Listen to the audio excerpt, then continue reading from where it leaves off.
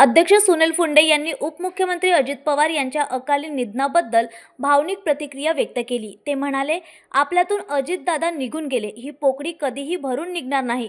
विदर्भाच्या विकासासाठी त्यांनी सातत्याने लक्ष दिले। महानंदा असो की राज्य सहकार क्षेत्रातील बँका, दादांनी स्वतः लक्ष देत विकासाचा मुहूर्तमेढ रोवला। त्यांनी सांगितले की अजितदादांच्या अकाली निधनाने राज्यातील कार्यकर्त्यांचा एक मोठा आधार हरपला असून शेतकऱ्यांसाठी त्यांची न्यायाची भूमिका नेहमी स्मरणात राहणार आहे। आदरणीय दादाला संवेदना व्यक्त करताना मला माझ्या कुटुंबातर्फे सांगण्यात आलं की आपल्यातून दादा निघून गेले आणि राज्याच्या अर्थव्यवस्थेवर सहकारात जी पोकळी आहे ती कधी न भरून निघणारी आहे। आदरणीय दादांनी विदर्भात सर्वात कमी वयाचा मी त्यांचा कार्यकर्ता असताना सुद्धा या ठिकाणी सातत्यानं 10 वर्ष महानंदात अपेक्स बँकेवर, राज्य बँकेवर मला संधी प्राप्त करून दिली आणि सातत्यानं प्रेम करणारा माझा नेता आज आमच्यातून निघून गेला।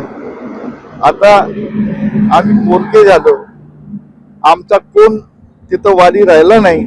सहकारात काम करत असताना आम्ही काही अडीअडचणी घेऊन जात होतो, त्यावेळेस प्रेमानं आपुलकीनं रागावून विचारणारा नेता आपल्यातून निघून गेला। त्याला माझ्याकडे त्यांच्यासाठी शब्द नाहीत, अशी परिस्थिती आमच्या सर्व सहकारातली काम करणाऱ्या मंडळीवर आली आहे, तमाम महाराष्ट्रातल्या शेतकऱ्यांवर आली आहे, तमाम महाराष्ट्रातल्या अन्न व नागरी पुरवठा विभागाचं जे काम होतं त्यात खूप मोठा त्यांच्या माध्यमातून भंडारा असो, गोंदिया असो, गडचिरोली असो, चंद्रपूर असो, या ठिकाणी धान उत्पादक शेतकऱ्यांना न्याय देण्याची भूमिका त्यांनी सातत्यानं ठेवली।